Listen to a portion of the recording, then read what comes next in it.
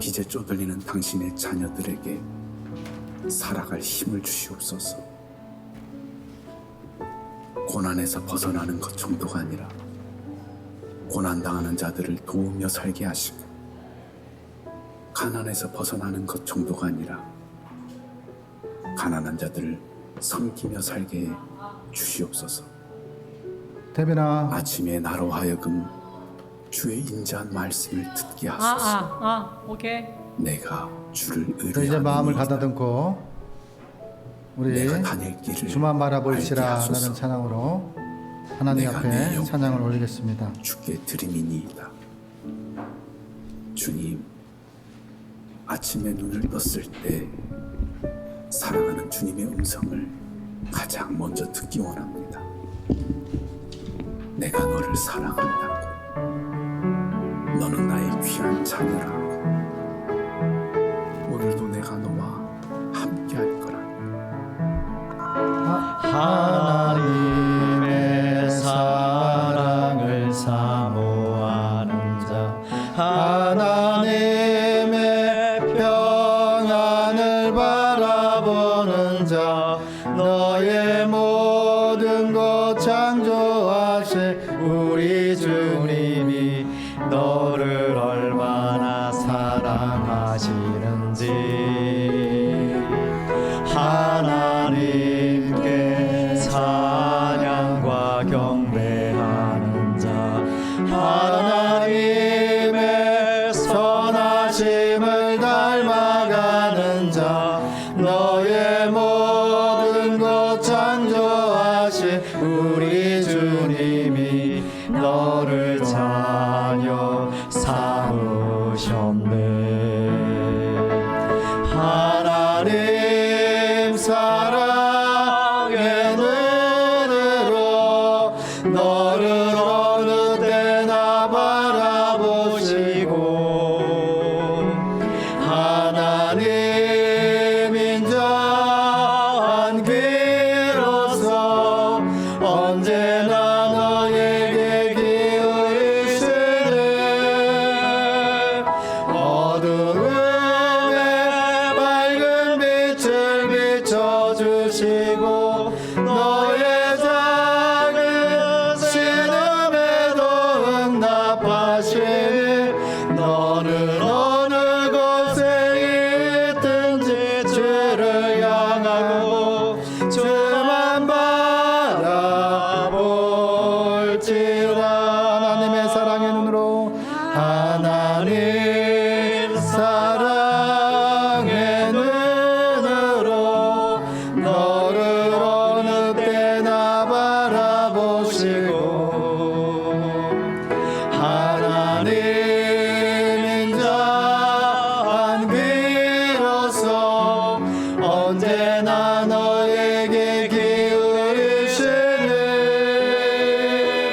어두움에 밝은 빛을 비춰주시고, 너의 작은 신음에도 응답하시니, 너는 어느 곳에 있든지 주를 향하고 주만 바라볼지라.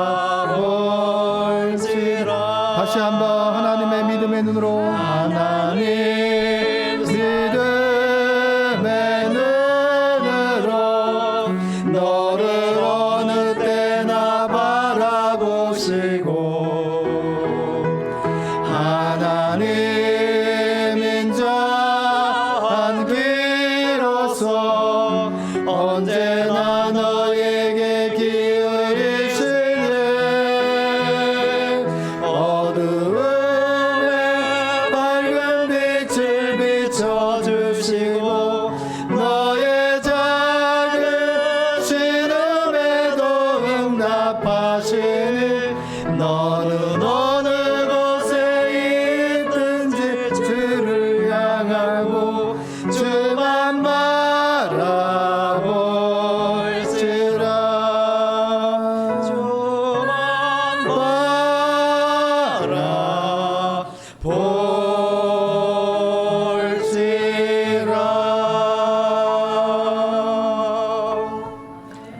주의 선한 능력으로 승리하는 저와 여러분 되시기를 고백하면서 이 찬양 하나님께 올리겠습니다.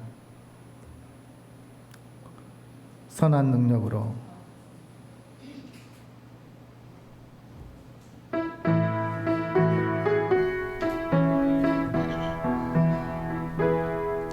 주 선한 능력으로 안으시네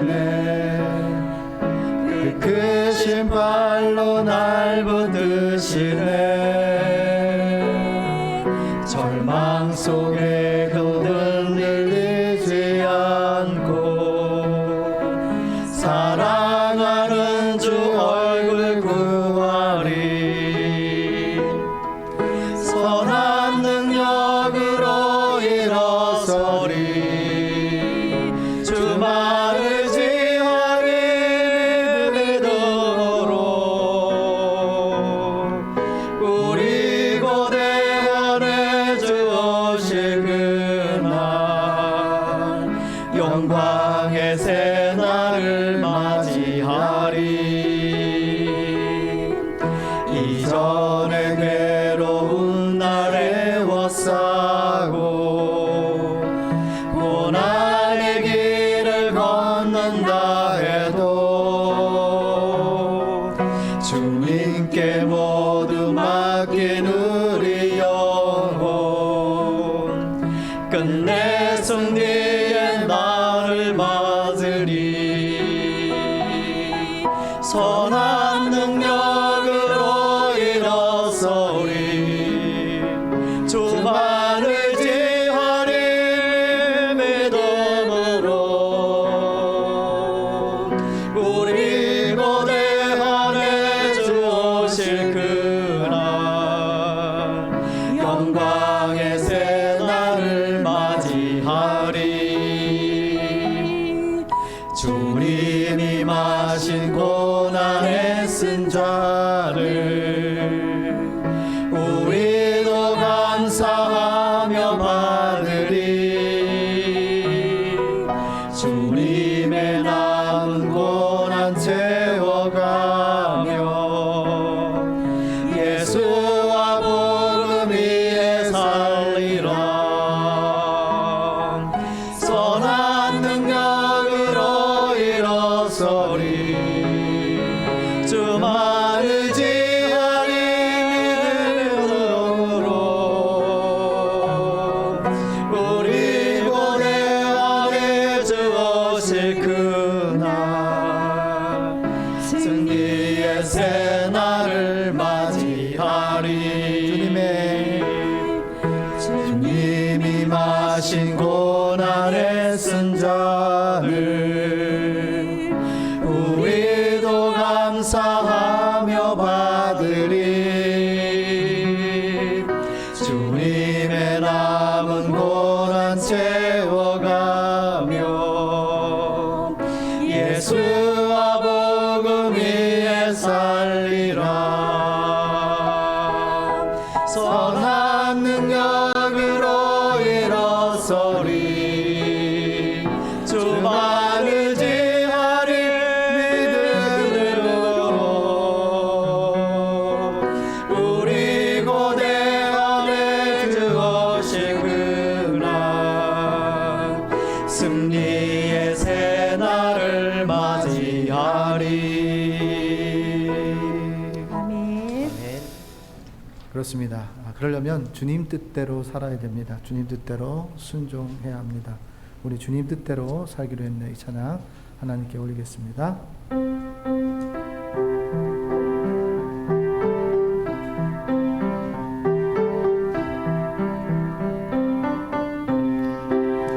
주님 뜻대로 살기로 했네 주님 뜻대로 살기로 했네 주님 뜻대로 살기로 했네 뒤돌아서지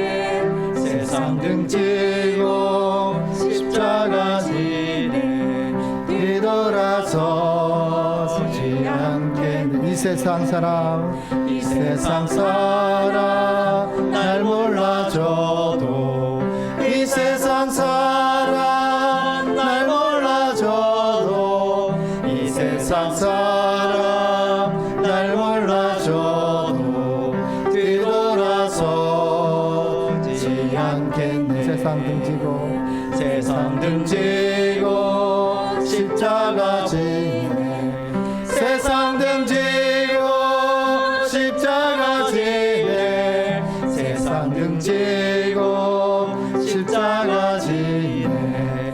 뒤돌아서지 않겠네. 우리 예수님을 생각하며 묵상으로 예배로 나아가겠습니다.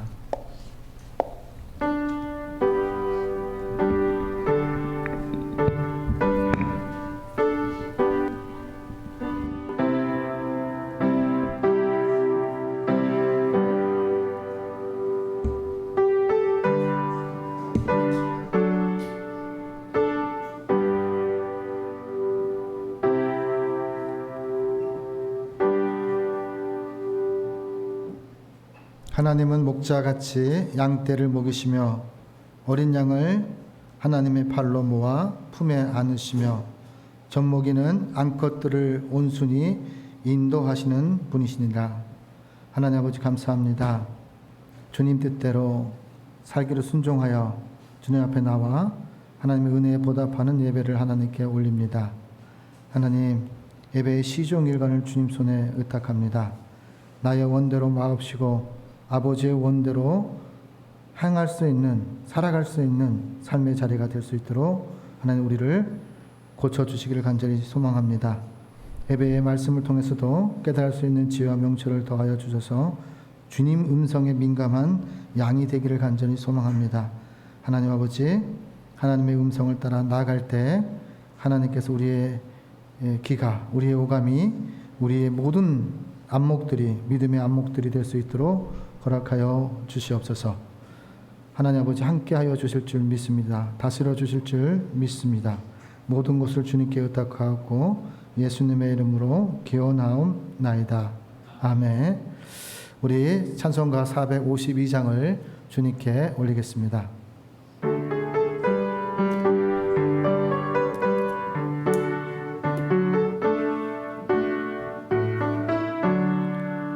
내 모든 소원 기도의 제목 예수님 닮기 원함이라.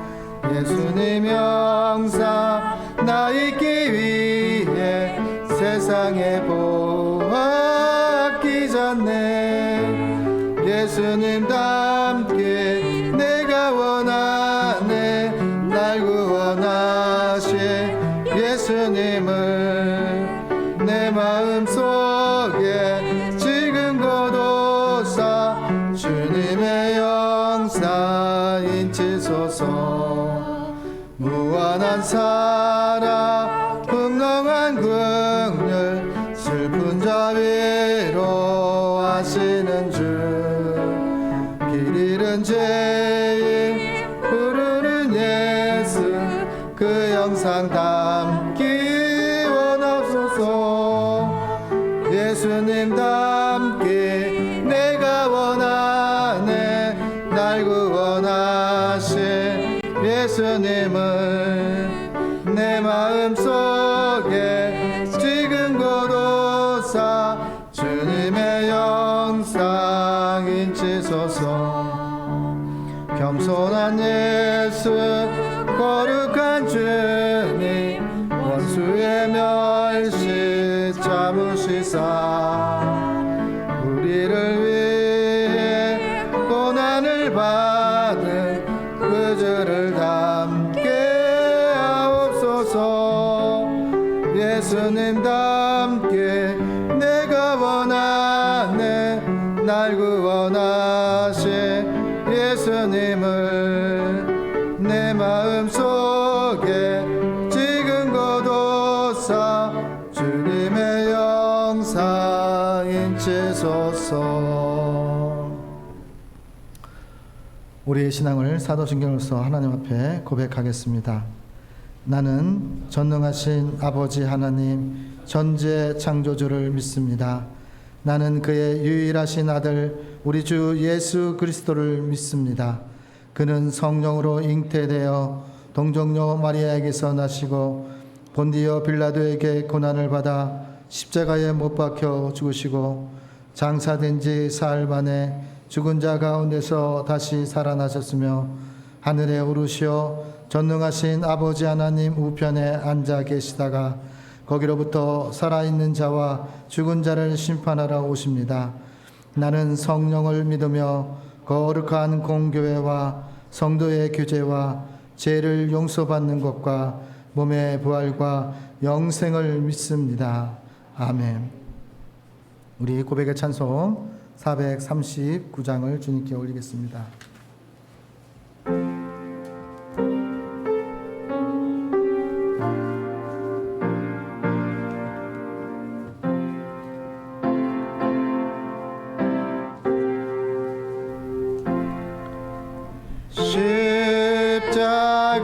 십자가로 가까이 나를 이끄시고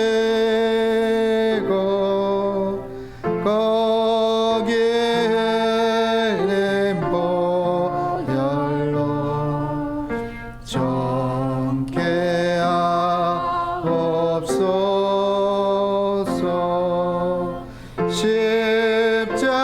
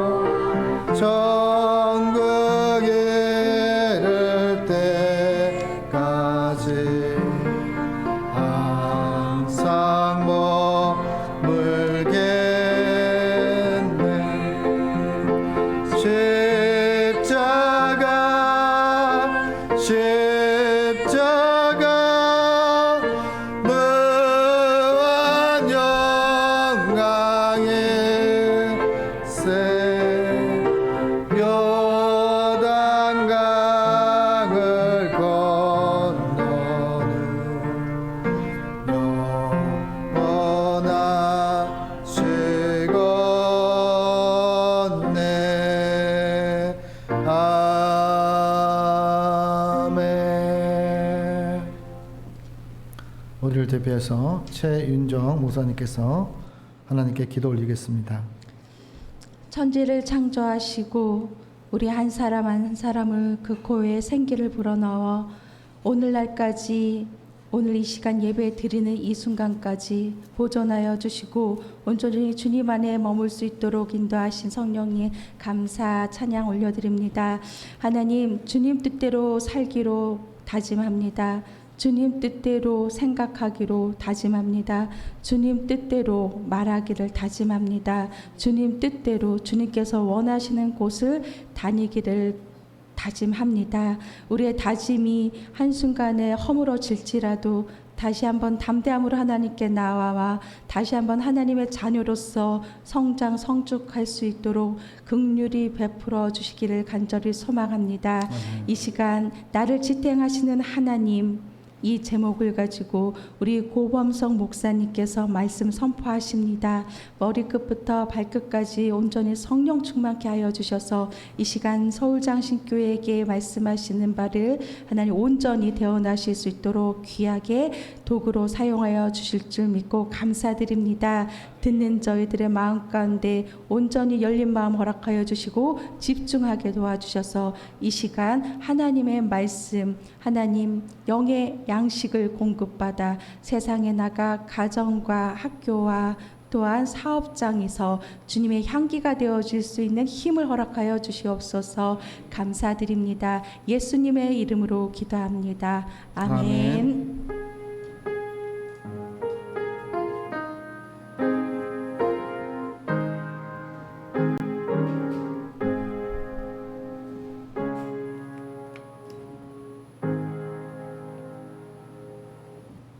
우리 하나님의 말씀은 열왕기상 19장 9절에서 18절까지 말씀입니다. 구약성경 549페이지입니다. 열왕기상 19장 9절에서 18절까지 말씀을 이제 봉독합니다. 봉독하실 때 말씀 속에서 하나님의 음성을 들으시기를 바랍니다. 이에 일어나 먹고 마시고 그 음식물의 힘을 의지하여 40주 40야를 가서 하나님의 산 호렙에 이르니라. 엘리야가 그곳 굴에 들어가 거기서 머물더니 여호와 말씀이 그에게 임하여 이르시되 엘리야야 내가 어찌하여 여기 있느냐. 그가 대답하되 내가 만군의 하나님 여호와께 열심히 유별하오니 이는 이스라엘 자손이 주의 언약을 버리고 주의 제단을 헐며 칼로 주의 선지자들을 죽였으며 오며 오직 나만 남았거늘 그들이 내 생명을 찾아 빼앗으려 하나이다. 여호와께서 이르시되 너는 나가서 여호와 앞에서 산을 서라 하시더니 여호와께서 지나가시는데 여호와 앞에 크고 강한 바람이 산을 가르고 바위를 부수나 바람 가운데 여호와께서 계시지 아니하며 바람 후에 지진이 있으나 지진 가운데도 여호와께서 계시지 아니하며 또 지진 후에 불이 있으나 불 가운데에도 여호와께서 계시지 아니하더니 불 후에 세미한 소리가 있는지라. 엘리야가 듣고 겉옷으로 얼굴을 가리고 나가 굴 어귀에 섬에 소리가 그에게 임하여 이르되 엘리야야 내가 어찌하여 여기 있느냐. 그가 대답하되 내가 만군의 하나님 여호와께 열심히 유별하오니 이는 이스라엘 자손이 주의 언약을 버리고 주의 제단을 헐며 칼로 주의 선지자들을 죽였으며 오며 오직 나만 남았거늘 그들이 내 생명을 찾아 빼앗으려 하나이다. 여호와께서 그에게 이르시되 너는 내 길을 돌이켜 광야를 통하여 다메섹에 가서 일거든 하사일에게 기름을 부어 아람의 왕이 되게 하고 너는 님시의 아들 예후에게 기름을 부어 이스라엘 왕이 되게 하고 또 아벨무홀라 사밧의 아들 엘리사에게 기름을 부어 너를 대신하여 선지자가 되게 하라. 하사겔을 칼을 피하는 자를 예후가 죽일 것이요 예후의 칼을 피하는 자를 엘리사가 죽이리라. 그러나 내가 이스라엘 가운데서 7,000명을 남기리니 다알에게 무릎을 꿇지 아니하고 다알에게 입맞추지 아니한 자이니라. 아멘. 이 시간 김선우 권사님께서 기도하세요 지금이라는 제목으로 하나님께 찬양을 올리겠습니다.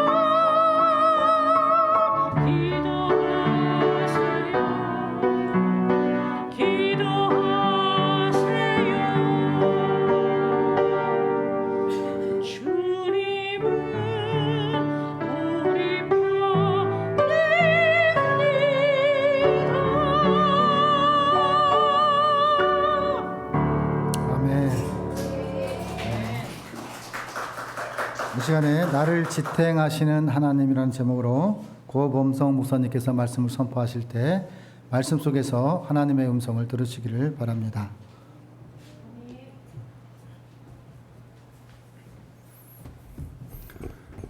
이렇게 하나님의 말씀을 전할 수 있는 기회를 주신 하나님과 또 우리 서울장신교회 모든 성도님들 또 우리 안우현 목사님께 먼저 감사의 말씀을 드립니다. 이제 하나님께서 이 어려운 시대를 살아가고 있는 우리들에게 위로의 말씀을 전하여 주실 텐데 그 말씀을 통하여서 먼저 깨우침이 있고 그리고 이 험한 세상 가운데 살아갈 힘을 얻고 그리고 이 세상의 도전 가운데 승리할 수 있는 우리 모두가 되기를 주님 이름으로 먼저 축원합니다.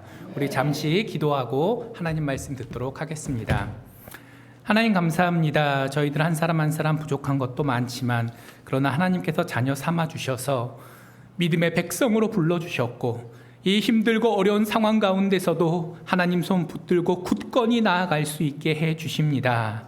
하나님, 그러나 저희 한 사람 한 사람이 연약하기에 이 현실의 그 높은 벽 앞에서 낙심할 때가 많음을 또한 고백합니다. 그런 연약한 저희들을 굽어 살펴 주시옵시고 나를 지탱하여 주시는 하나님께서 오늘도 내 손 붙들고 계심을 이 시간 다시 한번 확인하게 하여 주시옵소서. 감사드립니다. 이 모든 말씀 예수님 이름으로 기도합니다. 아멘. 요즘 세상을 살아가다 보면 정신이 없다라는 느낌 참 많이 드실 줄 압니다. 너무 세상이 빨리 변해가고 있고요. 그것만으로도 정신이 없는데 우리가 과연 무엇을 중요하게 생각하며 어떤 가치를 붙들고 살아야 돼야 될지 그것조차도 이게 아리송해진 시대가 됐어요. 우리 어르신들께서 예전에 살아가셨을 때 지금보다 훨씬 더 어려운 시절을 견뎌내셨을 줄 압니다. 그때가 더 실제로는 힘들었지만 그래도 그때는 희망이 보였고 우리가 할 일이 무엇인지를 알고 있었고 그래서 하루하루 희망 가운데 묵묵히 살아오셨잖아요. 지금이 훨씬 부유한 시절이 되었지만 그러나 이 시대가 오히려 더 험악했던 과거보다도 우리를 힘들게 하고 있는 것 같습니다. 그리고 이 시대가 많이 발전한 것 같은데 그래도 또 돌아보면은 여러 가지 문제들이 생겨납니다. 환경오염의 문제가 생겨나고 있고 또 각자 책임져야 될 자리에 있는 분들이 무언가를 결정하고 책임지고 합당하게 일을 하기보다는 책임을 피하는 거에 더 신경을 쓸 수밖에 없는 상황이 되었어요. 그분 한 분 한 분들이 부족하고 나쁜 사람이어서가 아니라 이 세상에 돌아가는 방식이 개개인의 사람들을 그렇게 비겁하게 만드는 그런 경향이 분명 있는 것 같습니다. 그리고 그 발달했다는 경제 사정들은 어떻습니까? 제가 찾아보니까 작년 1년 동안, 그러니까 정확히 말하면 2022년 1년 동안 우리나라 총 국내 생산의 8%가 날라갔대요. 100만 원 벌던 우리나라가 92만 원밖에 못 벌게 되었다는 거예요. 불과 1년 만에 늘어나는 게 아니라 뭐 1% 2% 주는 게 아니라 이렇게 훅 줄어들었고 그 사이에 물가는 5% 이상 올랐다라고 합니다. 그런데 집안 살림살이 받으시는 월급이나 어떻게 수입은 늘어나셨어요? 그만큼? 아니죠. 물가가 오른 거에 비하면 우리 국민들, 개개인들이 물론 개인차가 있겠지만 평균적으로는 뭐 한 2%, 3% 얼마 전에 최저임금이 2.5% 올랐다는 기사를 본 기억이 있는 것 같은데 물가 오른 거 절반밖에 안 되잖아요. 그러니까 평범한 분들은 나라 전체적으로 보면 8%가 줄어들었고 거기에 물가는 5% 올라가 대충 복잡하지만 간단히 계산하면 10분의 1이 줄어든 시대를 살게 되는 거예요. 불과 1년 만입니다. 우리가 그동안 이 경제적인 발달, 이 어려운 세상 가운데서도 그래도 풍요롭게 되었다. 그거 하나가 그래도 소망이 돼서 살아왔던 것 같은데 이제는 그조차도 흔들리는 시대를 우리들이 살게 된 거죠. 그리고 이런 세상의 문제는 세상에만 갇혀 있지 않습니다. 우리 교회에도 우리 성도님들의 삶에도 그대로 영향을 끼치고 있어요. 많은 교회들이 특별히 코로나 시국을 겪으면서 성도님들이 줄어들어 어려움을 겪고 있습니다. 이름 들으면 아실만한 큰 교회라고 해서 사정들이 다르지 않습니다. 정도의 차이는 있지만 모든 교회들이 보편적으로 경제적인, 재정적인 어려움을 겪고 있어요. 그 가운데 갈등과 분열은 점점 심해져 가고 또 책임을 져야 하는 분들이 책임지는 것이 두려워질 수밖에 없는 상황들 교회 내에서도 여전히 드러납니다. 예전에는 목사님이 기도하시면서 우리 장로님들께서 기도하시면서 험난한 여정들을 헤쳐왔는데 지금은 한 사람의 목사님이 몇 분의 장로님이 감당하기에는 감당해야 될 일들이 너무 커서 이거 도대체 어떻게 해야 되나 낙심할 수밖에 없는 상황들이 교회에 가득하죠. 그리고 그런 상황 가운데 우리가 즐겁고 힘차게 살아가기보다는 서로를 위로하기에 급급한 그런 어려운 시대를 살아가고 있습니다. 자, 여기까지만 들으면 참 슬프죠. 부인할 수 없는 현실인 것도 슬프고 그것들에 대해서 하나님께서 해결해 주실 것입니다 라고 쉽게 얘기할 수 없는 나 자신의 부족한 믿음도 슬프고 그리고 무언가 내가 오늘 당장 이것만 하고 내일 저거를 하고 그래도 어려운 상황이어도 할 걸 분명히 알기라도 한다면 내가 뭔가를 해볼 텐데 그조차도 확실하지 않기 때문에 막막해서 또 슬프기도 합니다. 자, 그런데 성경을 보면 그 힘들고 어려운 기독교인의 삶이라는 것이 이 시대 우리들에게만 주어진 것이 아니라 하나님께서 우리에게만 너무하시는 것이 아니라 어떻게 생각하면 그런 고민과 그런 어려움들이 너무나도 당연한 것이다 라는 것을 발견할 수 있어요.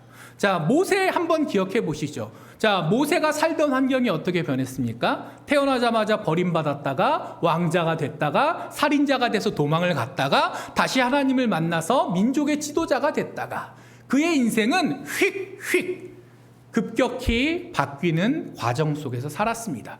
그래서 왕자로 살다가 광야로 갔을 때 나는 도대체 어떻게 살아야 되나 답답해했고, 반면에 광야에서 이제 적응할 때쯤 하나님께서 나타나셔서 애굽 땅으로 돌아가 나를 대신하여 이스라엘 백성들을 이끌어내라 명령하셨을 때, 자, 우리 목사님 전도사님들도 많이 계시는데 모세가 어떻게 했죠? 감사합니다 했나요? 아니, 그렇지 않습니다. 구질구질하게 굴다가 결론만 간단히 말씀드리면, 하나님 저한테 왜 이러세요? 저 이제 다 늙었고요, 저 다 지쳤고요, 그냥 여기서 그냥 늙어 죽게 놔두세요.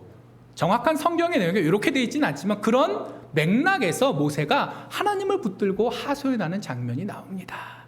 자, 그리고 모세가 그 고생을 통해서 결국 지도자가 돼서 이스라엘 백성들을 끌고 나왔을 때, 그래서 호렙산의 10계명 돌판을 받으러 올라갔을 때 무슨 일이 있었죠?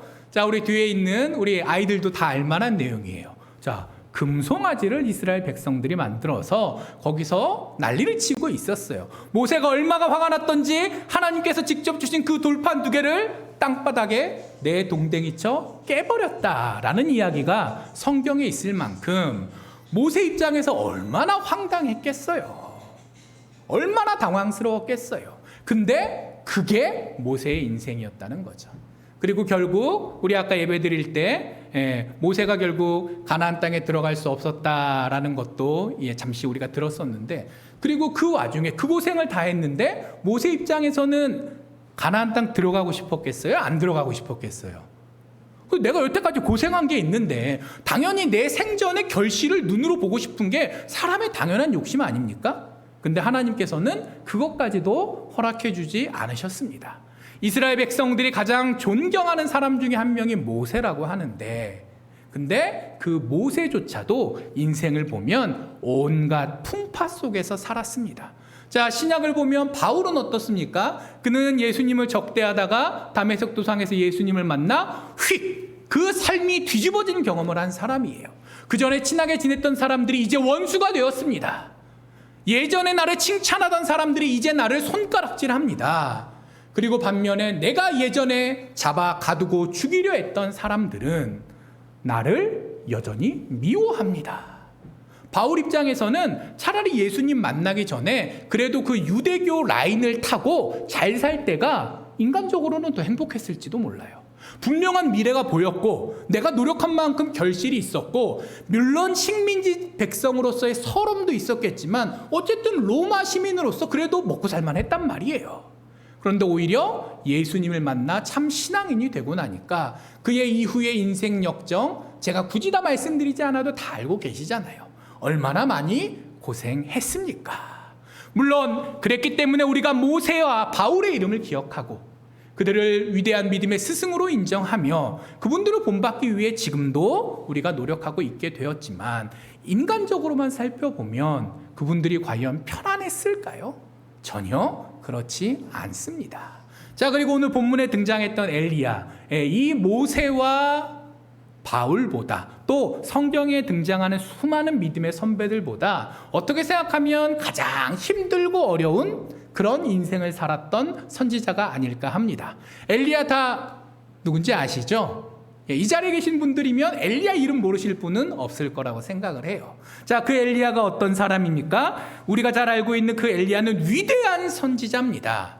비록 성경에는 이 열왕기상 뒷부분과 열왕기의 앞부분 사실 그렇게 많이 나오지 않아요. 짧게 나오는 사람이지만, 그러나 우리가 그 이름을 다 기억하고 있고, 그리고 이스라엘 백성들이 선지자 하면 엘리야를 떠올릴 만큼 아주 유명하고 인기 있는 분도 되었으며, 그리고 무엇보다 예수님께서 변화산에 계실 때 제자들은 다 퍼질러 자고 있을 때 그때 예수님께서 만나신 2 사람이 있는데 그게 누구였죠? 모세와 엘리야였어요. 자, 그만큼 이 당대에만 큰 일을 한 선지자가 아니라 그 이후에 후대들이 보아도 그렇고 하나님께서도 선지자다운 선지자로 인정한 분이 바로 이 엘리야입니다. 이 사람이 이때 어떻게 일을 했습니까? 18장을 보면 아방 앞에서 아방이 선지자들을 다 잡아 죽이겠다고 하는 판에, 도망가도 시원치 않을 판에 아방 앞에 당당하게 나타나서 얘기합니다. 자, 하나님께서 살아계신지 아닌지 우리 한번 검증해 봅시다. 바알 선지자, 세라 선지자 다 모아와 봐라. 내가 하나님의 선지자로서 그들과 싸우겠다. 자, 왕한테 도망가는 게 아니라 당당하게 이렇게 선포를 해요. 자, 그렇게 용기 있던 사람이었어요. 자, 그리고 실제로 갈멜산에서 850대 1로 맞짱을 뜰 때, 왜 젊은 친구들이 맞짱이라는 표현을 쓰잖아요. 850대 1로 싸워서 이겼습니까? 졌습니까? 이겼어요. 물론 본인이 잘나서 이긴 건 아니에요. 하나님께서 이기도록 해주셨으니까 850대 1로 이겼지만, 그러나 반면에 인간적인 측면에서 보면 수많은 믿음의 사람들이 있었을 거고 또 수많은 선지자들이 있었을 텐데, 하나님께서 굳이 이 엘리야를 통해서 그 놀라운 역사를 일으키신 것은 하나님께서 보시기에도 이분이 그만큼 인정할 만한 종이었기 때문 아니었겠습니까? 자, 그리고 그 850대 1을 이긴 걸로 끝나지 않습니다. 그 다음에 아합 왕한테, 원래 그 850대 1이 가뭄 때문에 벌어진 일이라는 거는 기억하실까요? 그때 이스라엘 땅에 가뭄이 다 들어가지고 다 지금 죽을 판인데, 그래서 그 850대 1의 내용이 그거잖아요. 불이 어떻게 내려오나 보자. 그리고 불을 내리신 분이 참 신이니 그분이 이 가뭄의 문제도 해결해 주시지 않겠느냐. 자, 그런 지금 차원에서 일이 벌어진 거란 말이에요. 딱 이 850대 1이 끝나자마자 하나님께서 엘리야의 기도에 응답하셔서 비도 내려주시고, 나라 입장에서는 그 비가 온 게 더 큰 기적이에요. 850대 1보다.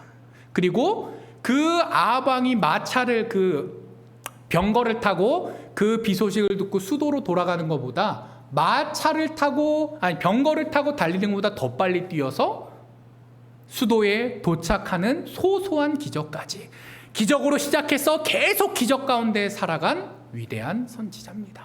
또 그 누구보다도 큰 승리를 경험해 보았던 그런 분이에요. 자, 그런 그가 오늘 19장에 도착하니까 어떻게 됩니까? 초라한 패배자의 모습으로 너무나도 빨리 변해버립니다. 18장에서 19장, 원래 성경이라는 게 한 장 넘어갈 때 막 몇십 년, 몇백 년도 지나갈 수 있는 거잖아요. 그거는 사실 잘 봐야 되는 거잖아요.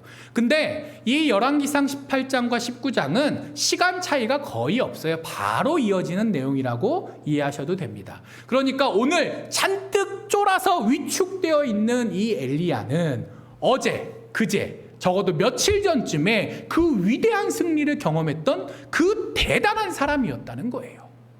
그래서 자신감이 넘쳐가지고 당당히 왕보다 앞서 수도로 돌아왔더니, 그게 18장 마지막 부분인데 19장 1절에 아합이 뒤따라 들어와서 자기 부인 이세벨한테 얘기했다는 거예요. 와, 엘리야 짱. 엘리야가 이렇게 했어. 850대 1로 이겼고 엘리야가 기도하니까 비도 왔어. 왕도 나름 책임감이 있을 거잖아요. 우리가 아는 아합 왕은 상 나쁜 놈이라고 생각하시겠지만, 그래도 그 사람도 나름 왕으로서 어떻게 나라를 경영하기 위해서 노력하고 고민했던 사람이에요. 부족한 사람이지만 무슨 막장은 아니었단 말이에요. 이 가뭄 때문에 고민하고 있었던 왕인데 이제 기쁜 거예요. 중간에 내가 체면도 좀 깎이고 싫은 소리도 좀 들었지만 결국 왕으로서 제일 고민했던 이 가뭄의 문제가 해결됐기 때문에 부인한테 쫄랑쫄랑 가서 기쁜 마음으로 얘기합니다. 우와, 이런 일이 있었어. 그러자 이세벨이 화를 내면서 엘리야한테 내가 너 가만두지 않겠다라고 편지를 보냈고, 그 편지를 보자마자 이 대단했던 엘리야가 삽시간에 다른 사람이 돼서 19장 우리가 읽지 않은 그 앞부분을 보면 쌩 하고 도망을 갔다는 거예요. 자, 이 엘리야는 북이스라엘 왕국에서 일하던 선지자였어요. 자, 우리나라랑 비교하면, 자, 남한 사람이에요? 북한 사람이에요? 북한 사람이에요. 근데 이 사람이 북한에서 도망가려면 어디로 도망가야 될 것 같으세요? 자, 남한으로 내려오던가 아니면 중국으로 도망가던가. 그렇잖아요. 근데 이 사람은 자, 남쪽 유다 왕국으로 내려온 걸로도 모자라서 유다 왕국의 지배가 미치지 않는 광야, 부엘세바 그 남쪽의 광야로까지 도망옵니다. 자, 이 얘기는 뭐냐면 우리나라로 치면 북한 사람이 남한까지 도망온 것도 아니고 저기 제주도 거쳐 마라도까지 지금 도망가 있는 상황인 거예요. 더 이상 도망갈 데도 없어요. 사막 한가운데 갇혀서. 그리고 이 사람이 그렇게 위축돼서 도망가고, 그리고 그 도망가는 과정 가운데 잠깐 피신하는 정도가 아니라 아예 다 포기하고 그냥 냅다 해외로 지금 도망간 걸로도 모자라서 이제 더 도망갈 데가 없으니까 마음이 낙심하여 주저앉아 하나님, 절 차라리 죽여주십시오 라고 하는 지경에 이르게 됩니다.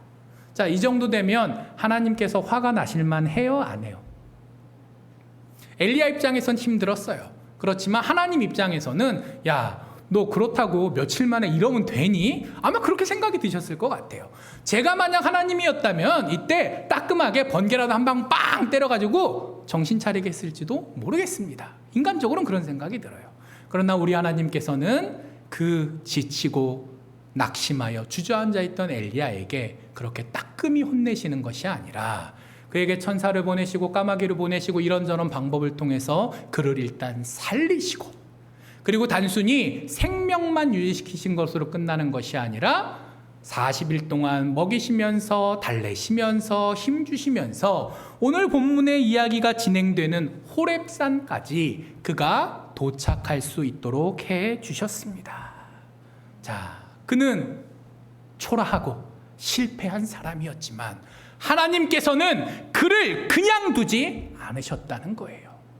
자, 그렇다면 엘리야는 왜 이렇게 낙심하게 되었을까요? 자, 이세벨이 무서워서 그전에는 왕이 자기 죽이려고 안 했나요? 똑같아요. 생명의 위협은 늘 있었어요.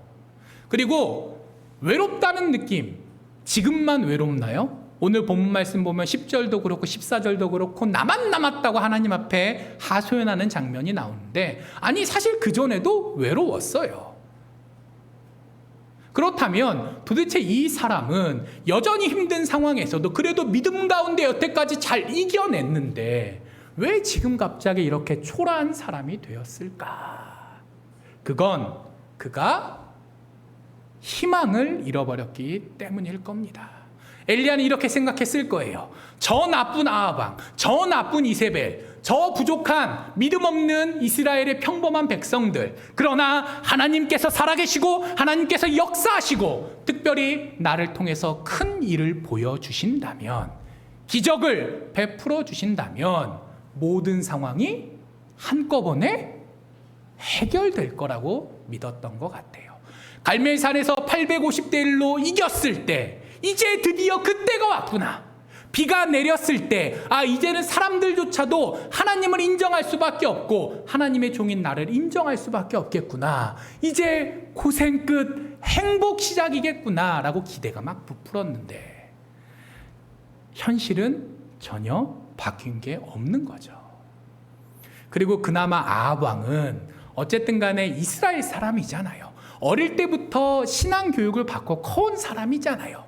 인간의 욕심과 여러 가지 정치적인 이유 때문에 이 사람이 믿음이 타락했다고는 하지만 아예 개념이 없는 사람은 아니었단 말이에요.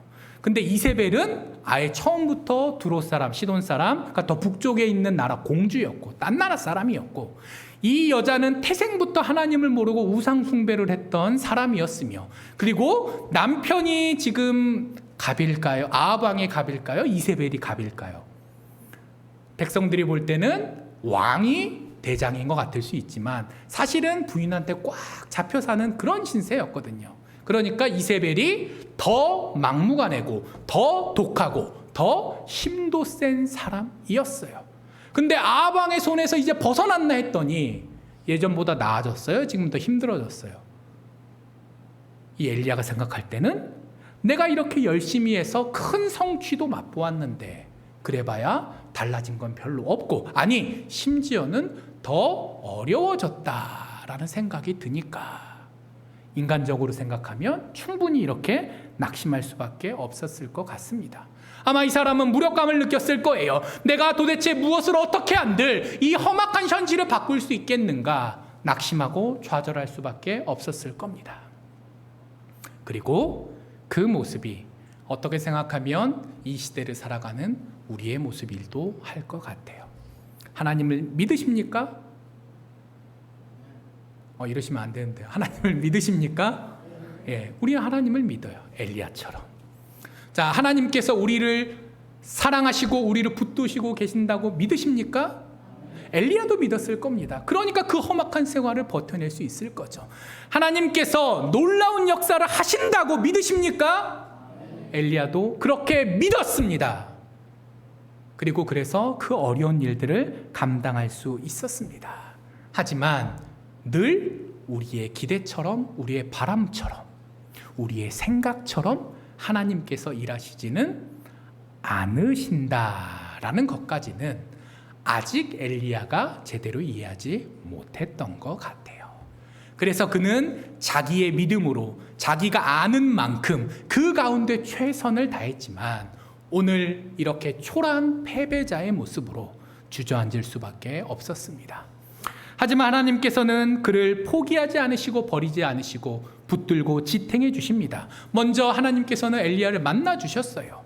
4절의 로뎀나무 밑에서는 엘리야가 하나님을 불렀습니다. 저 좀 죽여 주십시오.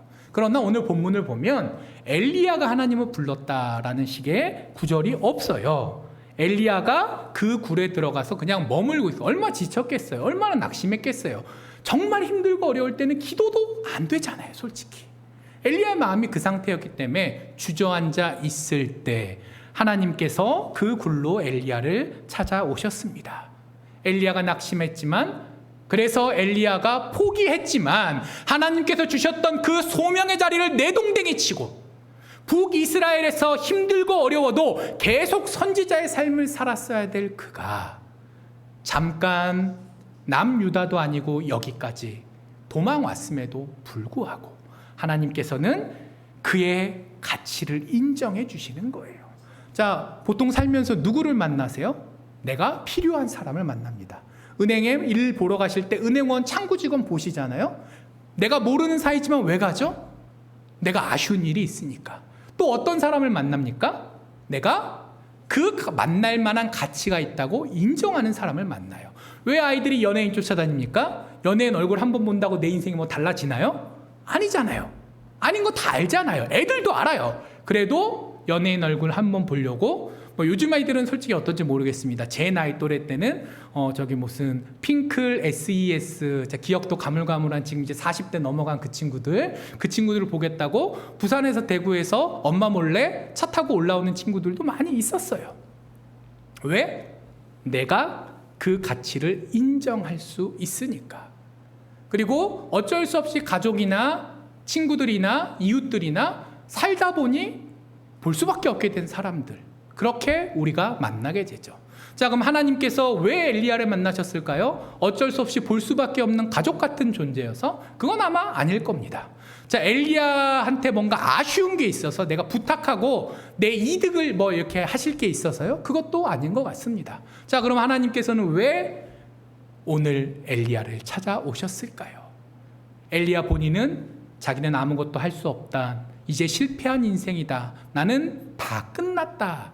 스스로도 스스로의 가치를 부정하고 있었지만 하나님께서는 그가 여전히 소중한 존재임을, 하나님께 선택되고 하나님의 사랑을 받는 존재임을 인정하셨기 때문에 그에게 다가가셨습니다.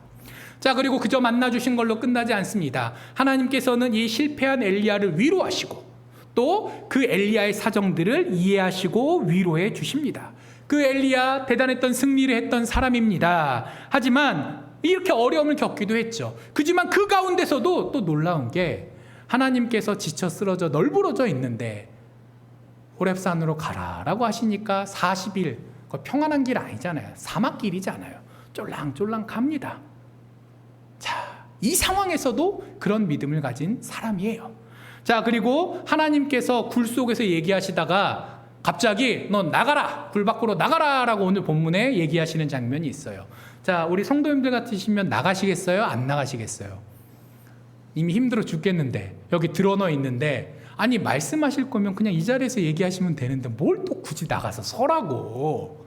아마 정말 마음이 이렇게 편벽하신 분이면, 마음이 지금 이렇게 어려우신 분이면 저 안 할래요, 지금 여기서 얘기하세요, 자 이렇게 했을 수도 있을 것 같아요. 그러나 이 엘리야는 그렇지 않고 순종하고 나갔죠. 참 대단한 사람인 건 맞아요. 대단한 사람인 건 맞아요.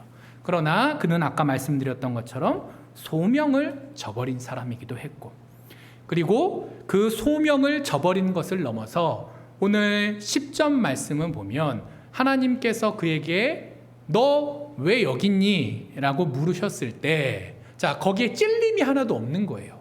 아, 내가 하나님께서 내게 맡겨주신 소명의 자리를 힘들다는 이유로 팽개치고 여기까지 왔구나. 그 부분에 대해서 죄송하고 회개하는 게 아니라 무슨 얘기를 하죠? 하나님, 제가 얼마나 억울하고 힘든 줄 아십니까? 제가 하나님을 위해서 정말 유별나게 열심으로 살았는데 딴 놈들, 이스라엘 모든 백성들이 하나님을 배반하고 또 심지어는 마음만 돌아선 게 아니라 핍박하며 선지자들을 죽이면서 이제 나까지 딱 나 하나 남아있는데 이렇게 힘들고 어렵고 외롭게 그러나 끝까지 버틴 나도 해치려고 난리를 치고 있습니다. 자, 이 엘리야는 어떤 사람이에요? 자기를 먼저 돌아보는 사람이 아니라 지금 상황 탓, 남 탓만 하고 있는 사람의 모습을 보이는 거예요. 자, 우리가 생각하는 어떤 선지자, 영적 지도자의 모습, 힘들고 어려운 상황 가운데서도 묵묵히 하나님만 바라며 내 본분을 다하는 것이 정답입니까? 아니면 어려우니까 어려운 상황만 탓하면서 나는 아무것도 안 하겠다라는 게 정상입니까? 어느 쪽이 정상인 것 같으세요? 인간적으로야 힘드니까 하소연하는 건 너무나도 이해가 되지만, 그러나 올바른 선지자의 모습은 아니지 않습니까? 근데 이 엘리야는 너무 힘들고 지친 나머지 그런 평범한 사람의 모습을 오늘 하나님 앞에서 보이고 있다라는 거죠. 그래도 하나님께서는 그를 혼내지 않으셨어요. 오늘 보면 똑같은 질문을 2번 하십니다. 엘리야야, 내가 어찌하여 여기 있느냐? 자, 9절에서 한번 물어보시고 또 13절에도 다시 한번 물으시는 거예요. 똑같은 질문으로. 하나님께서는 엘리야한테 이런 뜻으로 얘기하셨을 거예요. 너 여기 왜 있니? 혼내시려고 아마 물어보셨을 것 같아요. 자, 근데 엘리야는 지금 자기가 무슨 상황인지 몰라요. 그러니까 하소연만 합니다. 하나님께서 보실 때 에이구 쯧쯧 하실 수밖에 없는 상황일 거예요. 근데 혼내지 않으시고 어떻게 하신다고요? 다시 기회를 주시는 거예요. 야, 네가 너무 힘들겠구나. 그래, 힘들지. 하지만 힘든 건 힘든 거고 그래도 더 중요한 거를 볼 수 있어야 되지 않겠니? 그래서 굴 밖으로 꺼내십니다. 그러고 산에 서라고 얘기하십니다. 그러고 여러 가지 것을 보여주신 다음에 다시 물으십니다. 넌 여기 왜 있니? 근데 14절의 대답을 보면 엘리야는 대답이 똑같아요. 10절과 14절이 토시 하나 안 틀립니다. 자, 성경에 비슷한 말씀은 꽤 많은 것 같아도 이렇게 토시 하나 안 틀리고 똑같은 절은 찾아보기가 힘든데요. 엘리야가 고스란히 그대로 얘기하는 거예요. 하나님께서 다시 기회를 주셨고 하나님께서 기회만 주신 것이 아니라 산 위에 세워놓으시고 그 놀라운 바람과 지진과 불과 뭔가 이렇게 대단한 걸 보여주시기도 하시고, 그리고 그걸로 끝난 것이 아니라 그 가운데서 하나님의 음성이 들리는 것이 아니라 세미한 음성으로 하나님께서 말씀하시는 것을 이 엘리야가 듣게까지 하셨는데, 여러 방법으로 기회를 주셨는데 이 엘리야는 여전히 내 사정만 중요해요. 근데 하나님께서 어떠신다고요? 오늘 끝부분 절까지 읽었을 때 그래서 엘리야 혼내셨다라는 구절이 있나요, 없나요? 없습니다. 없어요. 엘리야 입장에서는 딱한 상황이지만 그러나 그가 본분을 지키지 못했다는 것도 사실일 텐데, 하나님께서는 법을, 원칙을, 하나님의 뜻을 사람에게 강요하시기보다 그것들을 깨우쳐 주시면서도 그 사람의 어렵고 힘든 사정들과 연약함들을 다 이해해 주시면서 어루만지시더라라는 거죠. 자, 그리고 우리 하나님께서는 그걸로도 끝내지 않으십니다. 힘들고 어려운 사람 만나주시고 그를 위로하시는 것으로 끝나는 것이 아니라 거기까지만 하면 그 사람은 그 자리에 계속 주저앉아 있을 거잖아요. 그 사람의 인생이 변화되지는 않을 거잖아요. 그래서 하나님께서는 이제 어떻게까지 하시냐? 이 엘리야를 다시 세우십니다. 그가 하나님과 어떤 관계를 가지는지 재확인하게 하시기 위해서 엘리야를 꺼내서 산 위에 서게 하십니다. 자, 하나님께서 혹시 왜 그 로뎀나무 밑에서 지쳐 쓰러진 엘리야랑 얘기하셔도 충분했을 텐데 굳이 40일 더 고생시키시면서 호렙산까지 끌고 오셨을까? 혹시 그게 궁금하신 분은 안 계실까요? 만약 그 부분까지 궁금하셨다면 정말 성경을 깊이 묵상하신 분인데, 자, 하나님께서 괜히 여기까지 데리고 오신 게 아니라는 거예요. 엘리야 입장에서는 이유도 모르겠고 그냥 생고생밖에 한 것 같지 않은데, 하나님께서 굳이 이 호렙산에 그를 끌고 오신 이유는 바로 그 산에서 하나님께서 이스라엘의 하나님이 되셨다라는 것을 엘리야가 기억하게 하시기 위함입니다. 그리고 그 선대들과 하셨던 그 언약이 모든 이스라엘 백성들이 배신한 것 같아서, 그래서 다 산산이 깨진 것 같아도 여전히 하나님께서는 그 언약을 붙들고 계시고, 내 앞에 서 있는 엘리야 바로 네가 지금 이 시대의 그 언약의 당사자라는 것을 다시 한번 그를 그 호렙산에 세우시면서, 그리고 그 앞에서 많은 것들을 보여주시면서 그에게 확인시키시는 거예요. 출애굽기 때 모세가 호렙산에 올라가서 이 지진과 불을 동일하게 경험했습니다. 하나님께서 어떻게 역사하시는지를 보여주는 하나의 예시로서 모세한테 이 놀라운 광경들을 보여주셨어요. 그리고 엘리야 정도 되는 사람이면 모세 때 하나님께서 어떻게 하셨는지 알까요? 모를까요? 다 알고 있겠죠. 근데 하나님께서는 거기서 한 발 더 나아가십니다. 네가 모세와 수많은 역사를 보면서 하나님께서 기적을 통해서 뭔가 대단한 일을 통해서만 일하시는 분이다 라고 착각하는 것 같은데, 정작 하나님께서는 오늘 엘리야에게 어떻게 음성을 들려주셨다고요? 그 놀라운 광경들이 아니라 세미한 음성 속에서. 자, 그 세미한 음성이라는 게 무엇을 의미할까요? 그것은 우리가 잘 느낄 수 없고 잘 알아채지 못하더라도 하나님께서는 여전히 우리를 바라보고 계시고 우리에게 말씀하고 계시고, 우리가 그걸 알던 모르던 하나님께서는 우리 손을 붙들고 계시다라는 것을 엘리야에게 알게 하게 하시려 그러신 거예요. 엘리야는 수많은 기적들을 체험하면서 그때만 하나님께서 나를 사용하시고 나를 인정하시고 나를 통해 역사하신다. 그런데 그래봐야 바뀌는 게 없구나. 그래서 지금 낙심하고 있는데 하나님께서 오늘 그에게 다시 이렇게 얘기하시는 겁니다. 네가 그렇게 예상하는 방식이 아니어도 하나님께서는 너를 붙드시고 하나님께서는 역사하시며 또 하나님께서는 이 엘리야를 통해 이 세상을 바꿔가실 것이다. 그걸 제발 깨달아라. 이걸 위해서 호렙산까지 부르시고 다시 세우시고 이것저것 보여주신 거예요. 자, 그리고 여기까지만 하면 그렇지, 하나님께서 살아계시지, 하나님께서 나의 하나님이시지. 근데 도대체 난 지금부터 뭘 해야 되지? 이게 계획이 지금 없는 사람이잖아요. 낙심한 사람이잖아요.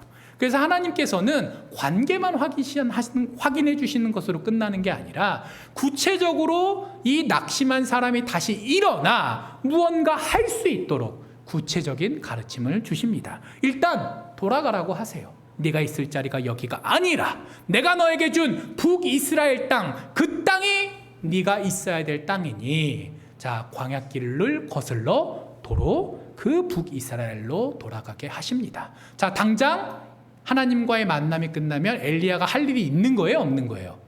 있는 거예요. 짐 싸서 어디로 가야 되는 거예요? 북이스라엘로. 경우에 따라서는 이거 거기까지 언제 가냐 짜증날 수도 있지만, 사실 더 힘든 거는 내가 오늘 뭘 해야 될지 모를 때, 그게 더 사람을 힘들게 하지 않습니까? 해야 될 일이 있는 게 차라리 낫지 않나요? 그래서 하나님께서는 엘리야에게 할 일을 주셨어요. 그리고 돌아가고 나서 난 어떻게 해야 돼요? 당연히 그게 궁금할 거 아니에요. 그래서 그에게 자, 하사엘과 예후와 또 엘리사를 세워라. 너 혼자 일하려고 하는 것이 아니라 하나님께서는 너만 붙들고 일하시는 분이 아니라 역사를 주관하시는 분이시니 너에게 동역자 엘리사도 주겠고, 개인적으로는 약간 하사엘 같은 경우에는 어떻게 생각하면 나쁜 놈이거든요. 엘리야 입장에서는 얘랑 내가 왜 만나야 되지 할 만한 사람이거든요. 그러나 하나님께서는 그런 나쁜 놈을 통해서도 내가 역사한다라는 거를 엘리야에게 말씀해 주시는 거예요. 그래서 당장 할 일뿐만 아니라 계속해서 해야 될 일까지도 하나님께서 알려주십니다. 그리고 그 할 일만 주시면 또 무거운 짐을 딱 들고 아이고 하는 마음이 들 수도 있잖아요. 하나님께서 그래서 그저 일만 던져주신 것이 아니라 거기에 더해서 엘리야의 생존을 책임져 주시고 그 하나님께서 주신 일들을 감당할 수 있는 능력도 주시겠다고 하시고, 그리고 무엇보다 네가 그렇게 10절 14절에 울부짖었던 것처럼 오직 나만 남았거늘, 자 그러나 그렇지 않다. 여전히 내가 너와 함께 일할 7,000명의 일꾼들을 남겨놓았노라. 너가 더 이상 혼자가 아니다. 그리고 혼자서 다 짊어맬 필요도 없다. 하나님께서 이끄시는 그 삶 가운데 먼저 너의 삶을 내가 지탱하겠고 너의 소명을 내가 지탱하겠고 이 역사를 내가 지탱할 터이니 너는 낙심하지 말고 일어나 걸어라 라고 이야기하십니다. 이 말씀 그때 낙심에 빠져있는 엘리야에게만 주신 말씀은 아닐 것입니다. 자, 우리 역시 여러 가지 한계 속에서 살아갑니다. 때로는 잘 될 때도 있지만 그거보다는 이 현실의 고통 가운데 낙심할 때가 얼마나 많이 있습니까? 내가 무언가 해보려고 하지만 잘 되지 않고 또 외로움을 느낄 때는 얼마나 많이 있습니까? 그리고 심지어는 과연 내가 믿음을 가지고 특별히 목회자로서 소명을 지키며 살아가는 것이 과연 이 험악한 시대에 가능한 일이겠는가? 또 가치 있는 일이겠는가? 근원적인 부분까지도 이 세상이 우리를 잡고 흔들지 않습니까? 그러나 하나님께서는 우리가 그 힘들고 어려운 상황에 있다는 걸 다 알고 계십니다. 그리고 때로는 그 850대 1의 놀라운 기적과 같은 방법으로도 우리의 삶에 개입하시고 또 때로는 세미한 음성을 통해서 우리가 바라지 않는, 기대하지 않는 방법일 수도 있겠지만 늘 우리 손을 붙들고 동행하십니다. 하나님께서는 또한 우리가 하나님의 자녀로서 가치 있고 사랑받을 만한 존재임도 인정해 주시고 또 그 가운데서도 어쩔 수 없이 죄인일 수밖에 없는 우리의 연약한 부분도 다 해량해 주십니다. 우리 하나님께서 그런 분이세요. 나를 지탱해 주시는 분, 내가 잘났거나 못났거나 나를 사랑하시는 분, 그리고 내가 이 땅 가운데 살아가면서 해야 될, 감당해야 할 소명까지도 주시는 분, 그 하나님께서 오늘 우리 성도님들에게 이 엘리야의 이야기를 통해서 말씀하십니다. 내가 너희와 함께 있으니 어려운 현실에 낙심하지 말거라. 그 하나님의 간절한 마음을 마음속 깊이 새길 수 있는 우리가 되었으면 좋겠습니다. 그리고 그 과정 가운데 이 어려운 현실 속에서 내가 이겨낼 수 있음을 믿고, 그러나 동시에 내 능력과 노력으로 되는 것이 아니라 세미한 음성 가운데 나를 붙드시고 인도해 가시는 하나님께서 역사하셔야 가능하시는 것을 믿는 가운데 세상의 방법을 쫓기보다 하나님께 매달리며 기도하며 나아갈 수 있기를 축복합니다. 그럴 수 있는 저와 우리 모든 성도님들 되시기를 우리 주님 이름으로 간절히 축복합니다. 기도하겠습니다. 하나님 감사합니다. 저희들 한 사람 한 사람 부족한 것도 참 많이 있지만 그러나 하나님께서 사랑하시고 자녀 삼으시고 또한 소명자로 불러주심을 들었습니다. 어려운 현실 속에 엘리야처럼 낙심할 수밖에 없지만 그러나 그 엘리야를 통해서 말씀하신 것처럼 하나님께서 우리를 사랑하시고 붙드심을 기억하는 가운데 이 한 주간의 삶을 승리하며 나아갈 수 있도록 하여 주시옵시고 또한 이 교회가 하나님의 섭리 가운데 굳건해질 것을 믿으며 하나님 손 더욱더 굳게 붙들 수 있는 저희 모두 되게 하여 주시옵소서. 감사드립니다. 이 모든 말씀 예수님 이름으로 기도합니다. 아멘.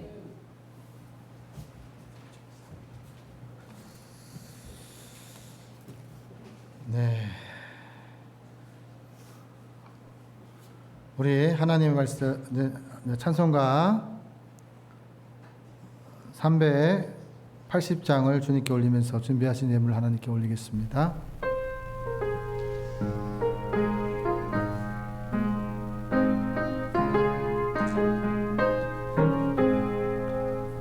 나의 생명 되신 주 주님 앞에 나아갑니다. 주의 흘린 보혈로 정케 하사 받아주소서. 날마다 주를 찬송하겠네. 주의 사랑 줄로서 나를 굳게 잡아 매소서. 괴로운 세상 지낼 때 나를 인도하여 주소서.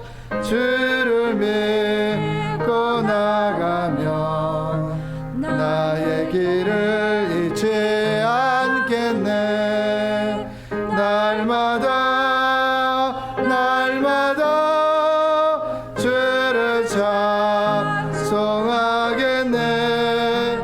주의 사랑 줄로서 나를 굳게 잡아 매소서.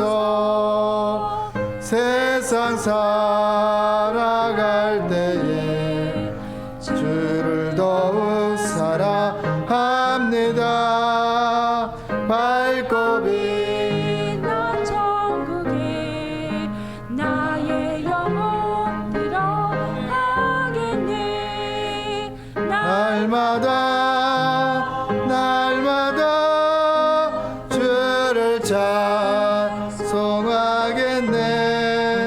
주의 사랑 줄로서 나를 굳게 잡아 매소서.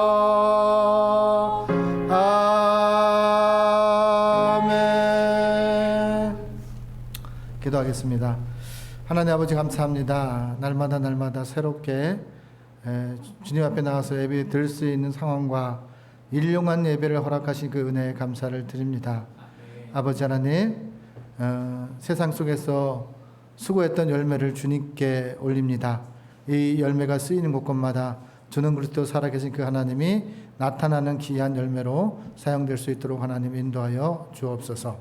또한 아버지 하나님 드리는 손길에도 복의 복을 더하사 근심이 없는 복을 더하여 주시고, 하나님 때문에 즐거운 인생, 하나님 때문에 행복한 인생, 하나님 때문에 나눔의 인생이 되는 역사가 있게 하여 주시옵소서. 모든 것을 주님께 의탁하고 예수님의 이름으로 축복하며 기도 올리옵나이다. 아멘. 네, 서울장신교회에 오신 여러분들을 환영합니다. 오늘 고범석 목사님이 여러분들께 말씀을 전했는데요. 지난주에 저희가 가정이 이제 고 목사님 산소에 갔었어요. 근데 저 깜짝 놀랐어요. 목사님 산소에 갔다 오고 나서, 그리고 나서 갑자기 연락이 온 거예요.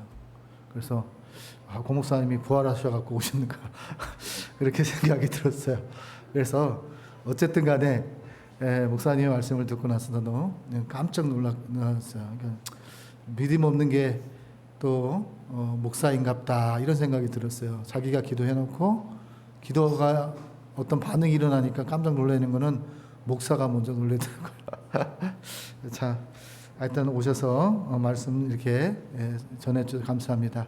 앞으로 당분간은 오후 2시나 11시나 함께 목회를 동역하고자 합니다. 이제 그러니까 여러분들이 기도해 주시고 함께 서울장신교회에 그냥 밀아래 목회가 될 수 있도록 그렇게 기도 부탁드리겠습니다. 서울장신교회는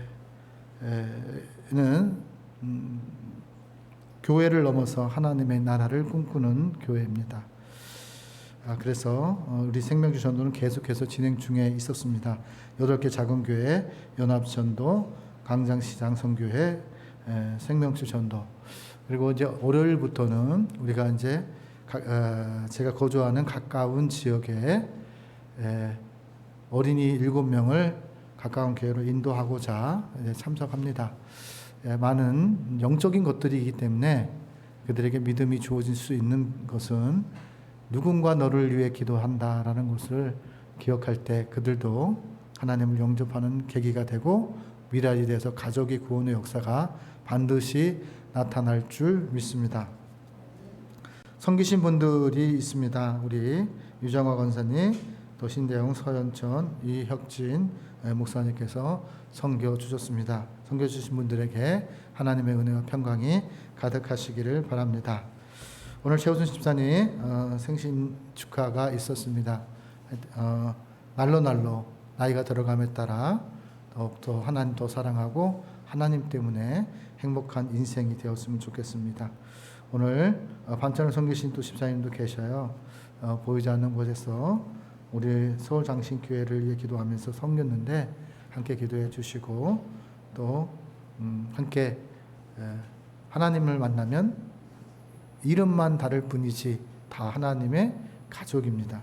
이것을 꼭 기억하셔서 서로를 위해 기도해 주셨으면 합니다. 몸이 불편하신 분들이 있습니다. 손창현 집사님 이제 회복 중에 있는데 함께 기도 부탁드리겠습니다. 그리고 나머지는 주부를 참조해 주십시오. 생명주 전도 함께 중보하는 기도자들이 있습니다. 함께 기도해 주시고 아동부가 부흥될 수 있도록 기도 부탁드리겠습니다. 장신사랑 기도 앞면에 있는데요. 나라와 민족 지도자를 위해서 계속해서 기도 부탁드리겠습니다. 우리가 이제 신학교와 교회가 이제 따로따로 갈 수밖에 없는 상황 속에 있습니다. 그러나 중요한 것은 하나님의 나라를 꿈꾸는 교회임을 잊지 않고 신학교를 위해서도 계속해서 기도 부탁드리겠습니다. 예배의 동역자, 반주자, 수요 찬양의 찬양팀을 위해서 기도 부탁드리겠습니다. 목회 일정, 교회와 조직 편성 및 노예의 가입을 위해서 계속해서 기도 부탁드리겠습니다.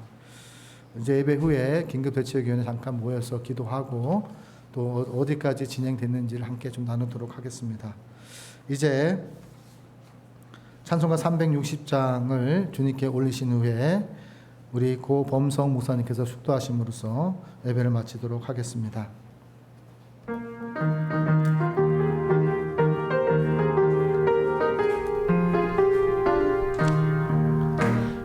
나팔 소리에 주의 오력 났으니 십자가의 군기를 높이 들고 나가세 선한 싸움 다 싸우고 그의 멸류관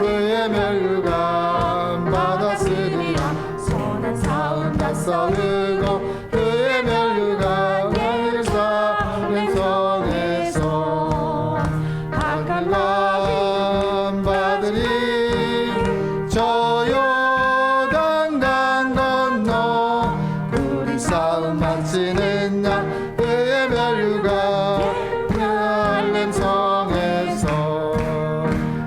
마귀 권세를 모두 깨쳐버리고 승리하신 주님과 승전가를 부르세 선한 싸움 다 싸우고 의의 멸류관 받았으리라 선한 싸움 다 싸우고 의의 멸류관 예루살렘 성에서 멸류관 받으리 저 요단강 건너 우리 싸움 마치는 날 그의 멸류관 예루살렘 성에서 달려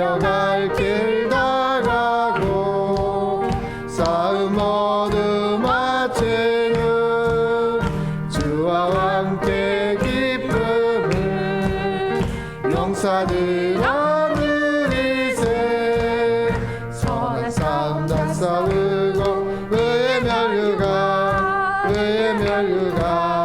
받았으리라 선한 싸움 다 싸우고 의의 멸류가 예루살렘 성에서 멸류가 받으리 저 요단강 건너 소리 싸움 마치는 날 의의 멸류가 예루살렘 성에서